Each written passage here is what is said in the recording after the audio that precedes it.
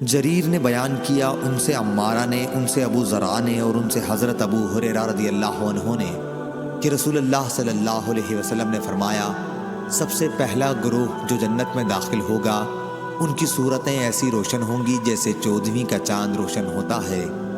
پھر جو لوگ اس کے بعد داخل ہوں گے وہ آسمان کے سب سے زیادہ روشن ستارے کی طرح چمکتے ہوں گے، نہ تو ان لوگوں کو پیشاب کی ضرورت ہوگی نہ پاخانے کی، نہ وہ تھوکیں گے نہ ناک سے آلائش نکالیں گے، ان کے کنگھے سونے کے ہوں گے اور ان کا پسینہ مشک کی طرح ہوگا، ان کی انگیٹھیوں میں خوشبودار عود جلتا ہوگا، یہ عود نہایت خوشبودار عود ہوگا۔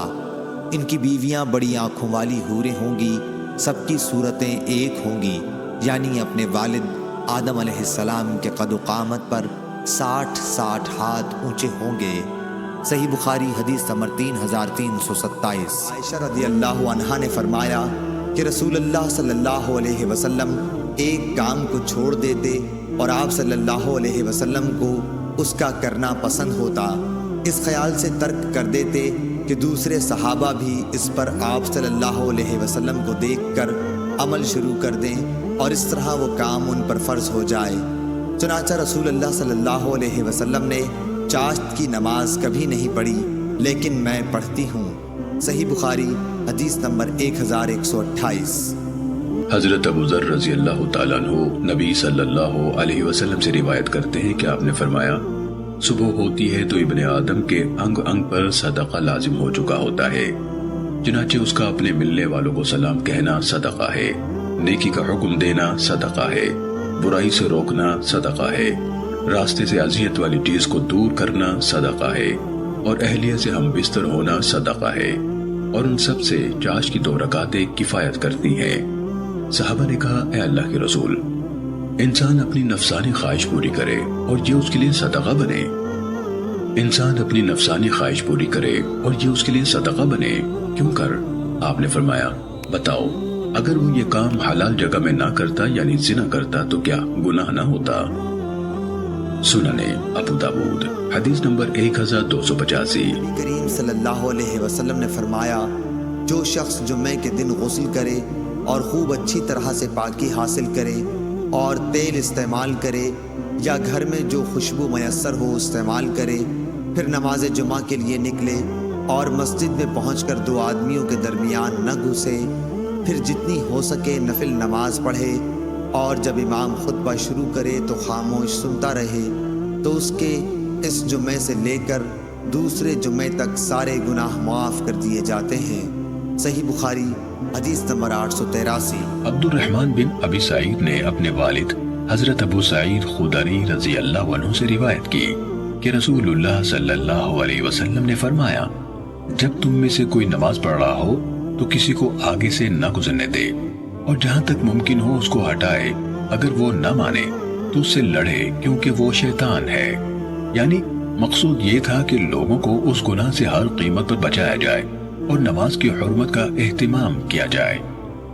صحیح مسلم حدیث نمبر 1128۔ حضرت زید بن خالد جوہری رضی اللہ تعالیٰ عنہ سے مروی ہے کہ ایک شخص نے رسول اللہ صلی اللہ علیہ وسلم سے گری پڑی چیز کے متعلق سوال کیا تو آپ نے فرمایا، 1 سال تک اس کا اعلان کرو، پھر اس کا سربند یعنی بندھن اور تھیلی یا برتن جس میں وہ ہو خوب یاد کر لو اور اسے اپنے استعمال میں لے آؤ، اگر اس کا مالک آ جائے تو اسے دے دو۔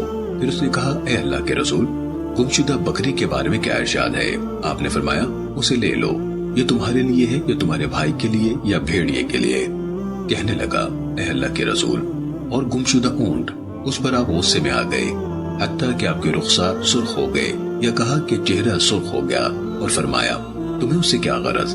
اس کے ساتھ اس کا جوتا یعنی پاؤں ہے اور مشکیزہ ہے، یعنی اس کے پیٹ میں پانی ذخیرہ کرنے کی گنجائش اور صلاحیت ہے، یہاں تک کہ اس کا مالک آ جائے گا۔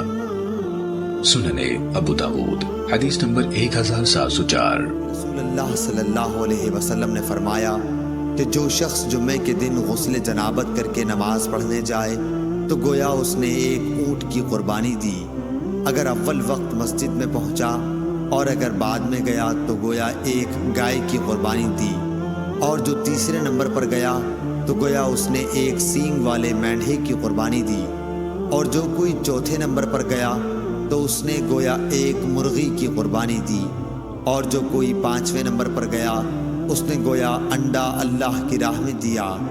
لیکن جب امام خطبے کے لیے باہر آ جاتا ہے تو ملائکہ خطبہ سننے میں مشغول ہو جاتے ہیں۔ صحیح بخاری حدیث نمبر 881۔ اللہ صلی اللہ علیہ وسلم پر جادو کیا گیا، اور کیفیت یہ ہوئی کہ آن حضرت صلی اللہ علیہ وسلم سمجھنے لگے کہ فلاں کام آپ نے کر لیا ہے، حالانکہ وہ کام آپ نے نہیں کیا تھا۔ اور آن حضرت صلی اللہ علیہ وسلم نے اپنے رب سے دعا کی تھی۔ پھر آپ نے فرمایا، تمہیں معلوم ہے اللہ نے مجھے وہ بات بتا دی ہے جو میں نے اس سے پوچھی تھی۔ عائشہ رضی اللہ عنہا نے پوچھا، یا رسول اللہ وہ خواب کیا ہے؟ فرمایا، میرے پاس 2 مرد آئے، اور ایک میرے سر کے پاس بیٹھ گیا اور دوسرا پاؤں کے پاس۔ پھر ایک نے اپنے دوسرے ساتھی سے کہا، ان صاحب کی بیماری کیا ہے؟ دوسرے نے جواب دیا، ان پر جادو ہوا ہے۔ پہلے نے پوچھا، کس نے جادو کیا ہے؟ جواب دیا کہ لبید بن عاصم نے۔ پوچھا، وہ جادو کس چیز میں ہے؟ جواب دیا کہ کنگھی پر کھجور کے خوشے میں۔ پوچھا، وہ ہے کہاں؟ کہا کہ زروان میں، اور زروان بنی زریق کا ایک کنواں ہے۔ عائشہ رضی اللہ عنہا نے بیان کیا کہ پھر آن حضرت صلی اللہ علیہ وسلم اس کنویں پر تشریف لے گئے، اور جب عائشہ رضی اللہ عنہا کے پاس دوبارہ واپس آئے تو فرمایا، واللہ اس کا پانی تو مہندی سے نچوڑے ہوئے پانی کی طرح تھا، اور وہاں کے کھجور کے درخت شیطان کے سر کی طرح تھے۔ بیان کیا کہ پھر آن حضرت صلی اللہ علیہ وسلم تشریف لائے اور انہیں کنویں کے متعلق بتایا۔ میں نے کہا، یا رسول اللہ پھر آپ نے اسے نکالا کیوں نہیں؟ آن حضرت صلی اللہ علیہ وسلم نے فرمایا کہ مجھے اللہ تعالیٰ نے شفا دے دی، اور میں نے یہ پسند نہیں کیا کہ لوگوں میں ایک بری چیز پھیلاؤں۔ عیسیٰ بن یونس اور لیث نے ہشام سے اضافہ کیا کہ ان سے ان کے والد نے بیان کیا، اور ان سے عائشہ رضی اللہ عنہا نے بیان کیا کہ نبی کریم صلی اللہ علیہ وسلم پر جادو کیا گیا تو آپ برابر دعا کرتے رہے، اور پھر پوری حدیث کو بیان کیا۔ صحیح بخاری حدیث نمبر 6391۔ کریم صلی اللہ علیہ وسلم نے فرمایا، اللہ تعالیٰ نے آدم کو اپنی صورت پر بنایا، ان کی لمبائی 60 ہاتھ تھی۔ جب انہیں پیدا کر چکا تو فرمایا کہ جاؤ اور ان فرشتوں کو جو بیٹھے ہوئے ہیں سلام کرو، اور سنو کہ تمہارے سلام کا کیا جواب دیتے ہیں، کیونکہ یہی تمہارا اور تمہاری اولاد کا سلام ہوگا۔ آدم علیہ السلام نے کہا، السلام علیکم۔ فرشتوں نے جواب دیا، السلام علیک ورحمۃ اللہ۔ انہوں نے آدم کے سلام پر ورحمۃ اللہ بڑھا دیا۔ بس جو شخص بھی جنت میں جائے گا حضرت آدم علیہ السلام کی صورت کے مطابق ہو کر جائے گا۔ اس کے بعد سے پھر خلقت کا قد و قامت کم ہوتا گیا، اب تک ایسا ہی ہوتا رہا۔ صحیح بخاری حدیث نمبر 6227۔